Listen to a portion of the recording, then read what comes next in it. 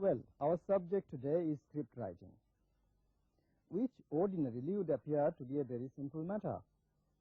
But we shall go into some of the complications involved in writing for the visual media. We shall concentrate on writing for television because this is a medium which is familiar to everybody and which has demands made on the writer which are rather special. Now, you must remember that when you write for television or for cinema for that matter, you have to remember which particular genre you are writing for.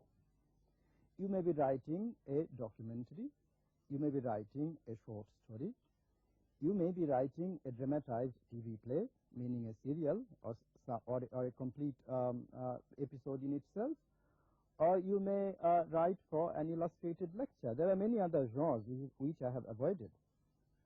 But writing for each genre involves special kinds of attention to particular aspects of the moving image, and this is something that we shall be discussing. But before we go into the genre and the specificity of each genre and working for each genre, writing for each genre that is, there is another aspect of the situation that we must take into account. You know that filmmaking is a cooperative enterprise, a collective enterprise. Somebody writes a script, somebody directs, somebody shoots, somebody edits, somebody is responsible for the scenes and so on. But unless there is very good coordination amongst everybody concerned, then the whole enterprise would be jeopardized. This is something very important. When you write, for instance, a documentary, you must not only know the location or the objects of the documentary, you must also keep in mind some of the things that the director would be doing, some of the things the camera person would be doing, some of the things the editor would be doing. Without that, your writing would be incomplete. Without that, your writing will not facilitate the work of the other persons concerned. Let me give you an illustration. Supposing you are writing a documentary on a particular aspect of Indian agriculture, let us say the use of machinery, or you are writing a documentary on the use of the water resources. A dam is being made, and what are the uses of the dam? You will need specialized knowledge, no doubt, but apart from specialized knowledge, you will also need to know and you will also need to visualize the final shape of the documentary, so that you will keep in mind the kind of camera that the director will be using, the kind of shots which will be taken, and how the shots are to be put together towards the end is another matter you have to keep in mind, so that a collective bit of work, a collective cooperative enterprise emerges out of the whole situation. You write, but writing is something that contributes to the total effort. Now, what is involved in making a documentary, for instance, or making a TV play, for instance? What are the things you have to take care of? For instance, there is this business of what is known as the mise-en-scène. Supposing now you are writing a TV play, and you have in mind a married couple, and there is tension within the marriage, possibility of separation, quarrels and things of that kind. You have to visualize a specific situation in which the conversation between the two takes place. A bedroom, a drawing room, what kind of background do they come from? Middle class, rich, upper class, lower class? Something of the kind has to be put into the very effort of writing. Looking for something? Nothing. Then why all this secrecy? Things strewn about, doors bolted? Why don't you leave me alone? So soon after the party, on our wedding anniversary? Please go away and leave me in peace. I have work to do. I thought I might be of some help to you. I don't need your help. I'm not saying that when you write in very great detail. There's a difference between the script and the shooting script. The shooting script is the responsibility of the director, no doubt. But unless there is a relationship between the script and the shooting script, then the whole enterprise will be endangered. This is something we must keep in mind. One after the other, all the factors have to be comprehended. Not only the mise-en-scène, that is the setting and the location of the persons concerned, but also dialogue, also camera angle, also camera movement, also editing. These are the factors involved when you write for the TV play. You'll find that both the image size and the attention span of the spectator are quite different from cinema. You are writing for a medium which is bang there, right there in the middle of a drawing room. And there are many distractions on the attention of the spectator. So you cannot assume, as you can in the case of cinema, that for half an hour, 1.5 hours, the attention will be riveted on the screen. In the case of television, there would be many distractions. Therefore, you have to cut up your action in such a way that the attention of the viewer is not strained. More about dialogue. For instance, when you are writing for the TV play, when we are writing a TV play, you have to keep in mind how the camera will be placed in relation to the characters concerned. Now, there is what is known as a two-shot, which can be the camera facing the two persons from an angle. And the camera then can move from the one to the other, sometimes in close-up, sometimes in mid-shot, sometimes in other ways. The camera can zoom back if you like. But nevertheless, when the one person is speaking, now normal convention is that the camera faces that person. But sometimes that is varied, of course. To show reaction from the person listening, the camera sometimes moves to the person listening, not to the person speaking. What's wrong with this card? Oh, nothing whatsoever, except that it's got hearts on it, and a woman's instinct knows better. Okay, then howl and scream, do whatever you like. If you can snip out all this from a perfectly innocent card. I think we have played enough with patience and innocence. Time for action now. Precisely. Now, how is that relevant to the writing situation? It is relevant precisely in the sense that unless you keep the situation in mind, unless you keep the alternation of the shots in mind, your dialogue cannot be tailored to the situation concerned. This is extremely important.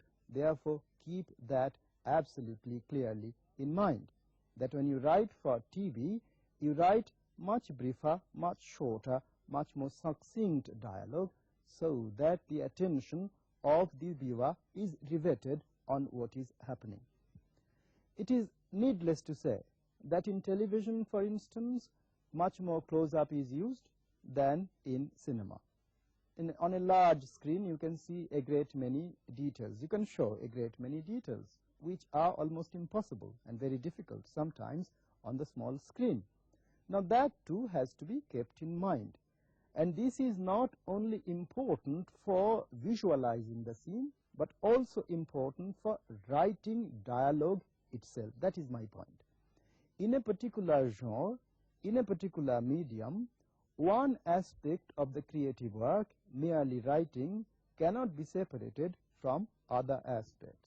If you keep in mind merely the writing, then you may write something which does not quite fit the situation, and the director will ask you to revise. Let me give you an instance, not in relation to dialogue, but in relation to music, which has relevance to what I am talking about. Now, Satyajit Ray wrote about his music directors. His music directors initially were very, very famous people, very busy artists, who nevertheless chose to work for Satyajit Ray. But Mr. Ray found that it is very difficult to cut the music into bits which are appropriate for the sequences he had in mind. So he has to go on repeating and experimenting before the particular bit of music could be put together for a particular sequence.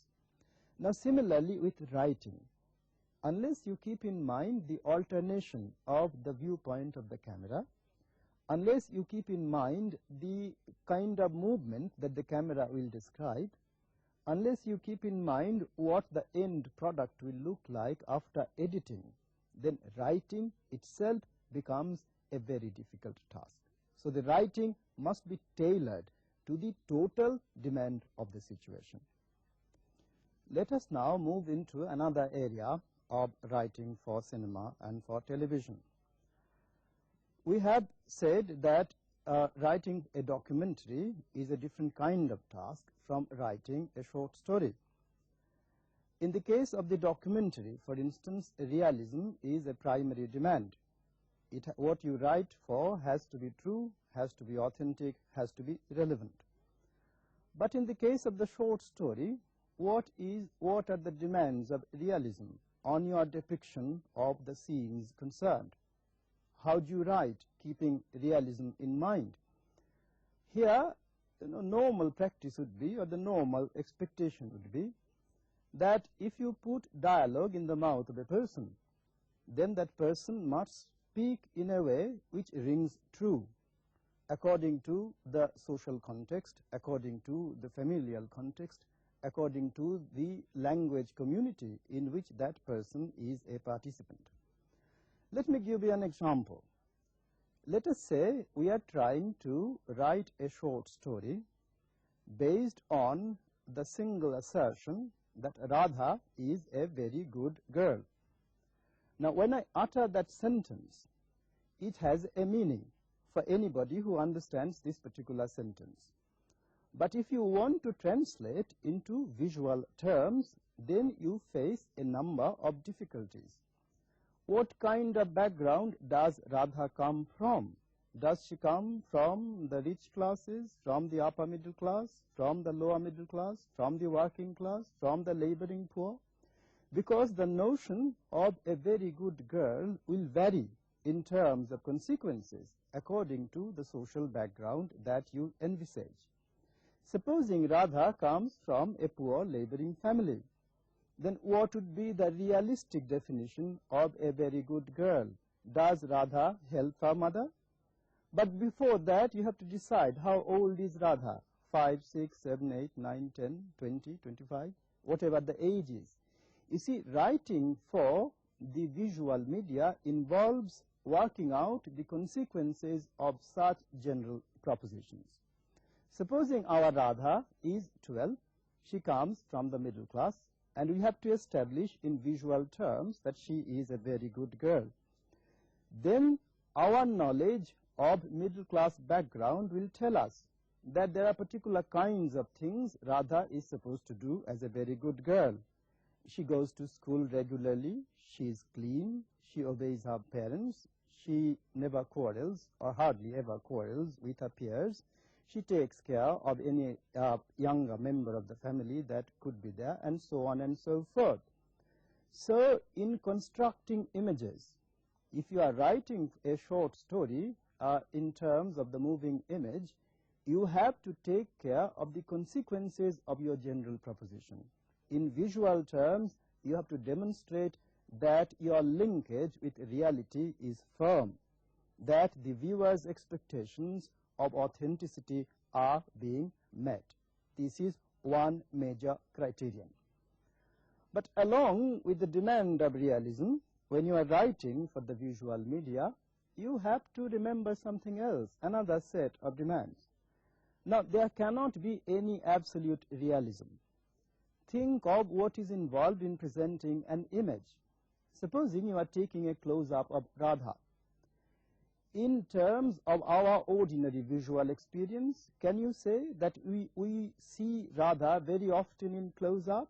Most of the time, we do not.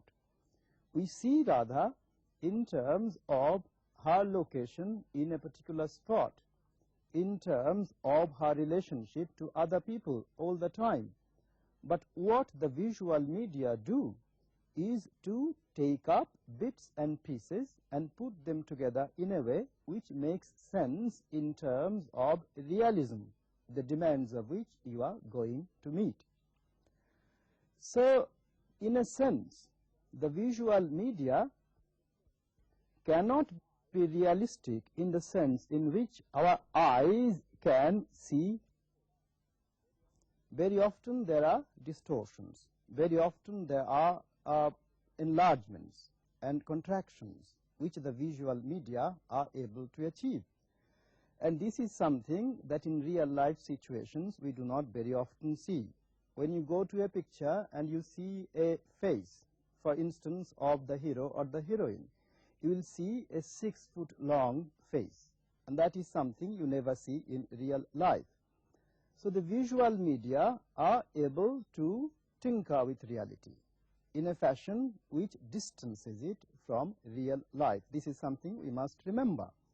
And here arises another demand on the visual media, the demand, for instance, of pleasure.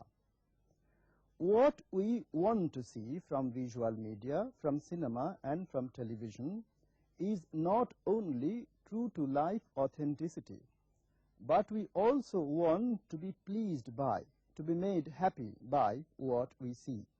And this is very, very important indeed. Take the case of our good girl Radha. If we took her to be doing all the good things of life, the presentation would be very, very dull indeed. Unless we see some conflict in her life, unless we see her confronting particular problems and solving these particular problems, unless a degree of tension is generated and the solution of the tension, the easing of the tension is attempted, then the kind of pleasure we want to obtain from drama is just not there. So the demands of realism cannot be absolute.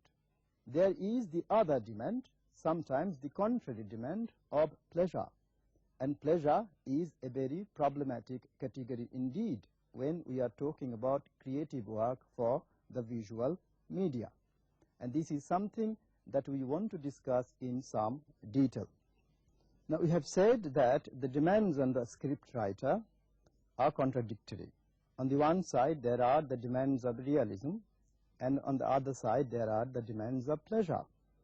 What he writes must appear to be entertaining to the viewers concerned, and that is very often a fairly difficult task. But we must remember that both realism and pleasure work through particular conventions. For instance, if you see a popular film, you will very often see that the story is narrated in terms of very often song and dance sequences. The realistic depiction of life is absent.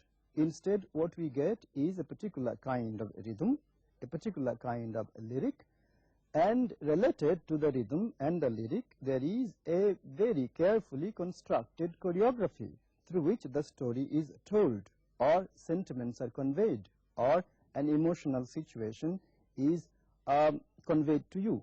This is what happens. Now, we may get pleasure from that kind of a depiction. On the other hand, we may get bored by that kind of depiction if we believe in other kinds of criteria. This is something I want to explain in some detail. Now, supposing you are constructing a realistic story about a love situation, about a family situation, about a political situation, about social conflict, or whatever else you are interested in writing about. You may then think that you must connect the story up, connect up one episode with another in terms of causal links. Situation B happens because previous to that, situation A had happened. This is one kind of linkage with which we are very familiar, both in the visual media and in novels, in short stories, in drama and things of that kind in the written medium. Now, if this is the rule you have incorporated into the structure of your narration, then bringing in a song and a dance may appear to be an intrusion, however pleasurable it may be. So here the demands of realism are in conflict with the demands of pleasure, but both this realism and this pleasure are involved in a particular set or particular sets of conventions. By this I mean that there must be a rapport between the script writer and the projected viewer. The script writer is trying to fulfill particular demands from particular target groups. If he is writing in a particular genre, then he has a particular kind of viewership in mind, and he tries to construct a script according to the demands of the viewer. And if the target group of viewers is shifted in time and in place, then another kind of writing is demanded. And here the conflicting demands of idealism and pleasure come much more into evidence. You cannot just take your camera into the street, shoot a scene, and come back and say this is real. The real must have a kind of coherent shape. You must see a pattern of significance in the real, something like causality, if you like, in the real. Otherwise, it will not appear to be real. So what is real is conveyed to us through particular sets of conventions. And these conventions set up a relationship between the presenter, the writer, the director on the one side, and the viewer on the other. So these conventions must be kept in mind. Let us take the putative case we had put up, the case of Radha, the good girl. We have said that the good girl must behave in a particular kind of way. Now, this particular kind of way is specified by conventions, going to school, obeying parents, and things of that kind. But if we question these conventions, then are we deviating from the demands of realism? Now, I'd like you to think about this a bit more deeply. Why cannot a good girl be rebellious? Supposing our Radha questions the decision of her parents. Supposing our Radha finds fault with her teachers. Does she cease to be a good girl? Now, you see, our notion of a good girl is so bound up in conventions that we do not normally associate certain kinds of behavior with a particular concept. And I would like to put to you the following proposition. Sometimes going against conventions is a good idea for a script writer. You are trying to depict Radha as a good girl, but there is a good girl of one kind, there is a good girl of another kind. Supposing you want to make Radha into a little rebel, then from that initial premise, you must draw consequences in terms of visual reality, in terms of visual experience, and the moving image must reflect it. You can show Radha obeying her parents according to one conventions. You can show Radha questioning her parents according to another convention, so that your initial understanding of life, from which images are generated, become the guiding principle in your act of writing.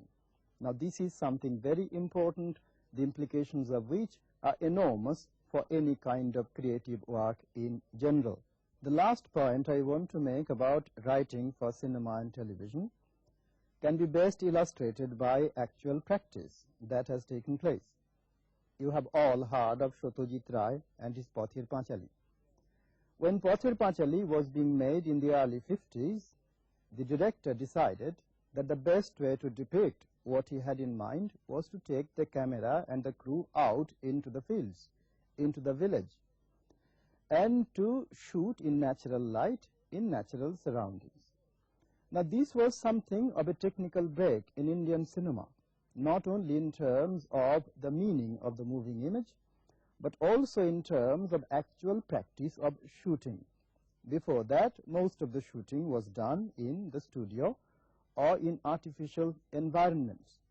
Why did Satyajit Ray decide to take the camera out? Or why did the Italian neorealists decide to take the camera out and to shoot, as it were, live on the move?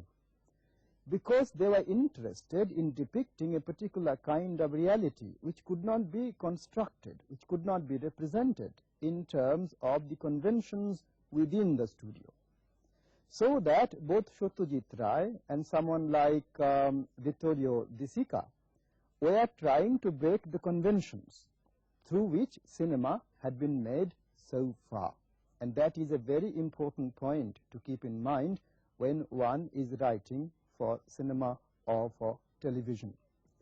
Sets of conventions are established over time, and many filmmakers, many writers for the cinema, many writers for television work under the notion that these conventions are the only ones possible. That if you want to write for cinema, if you want to write for television, then you must write under the existing sets of conventions. But that is a limited notion. This is an inadequate idea of what goes on in the process of creativity. In literature too, if you are writing poetry, if you are writing drama, if you are writing novels, very often you will find that what you have in mind cannot be expressed in terms of the existing ways of writing. This is something Rabindranath Tagore faced. This is something William Wordsworth faced. This is something Heine in Germany faced. This is something Baudelaire in France faced. The existing ways of writing were found unsatisfactory by these writers. So they had to invent new kinds of writing. They had to put together new conventions under which a new kind of poetry, a new kind of novel, a new kind of film had to be created. Now, one should not suppose that in writing for a run-of-the-mill serial, one has to be inventing all the time. No. You see, invention is a relative business. You can deviate from conventions in a small way, in a quantitative way. You can deviate from conventions in a major way, in a qualitative way. This is something that has to be understood.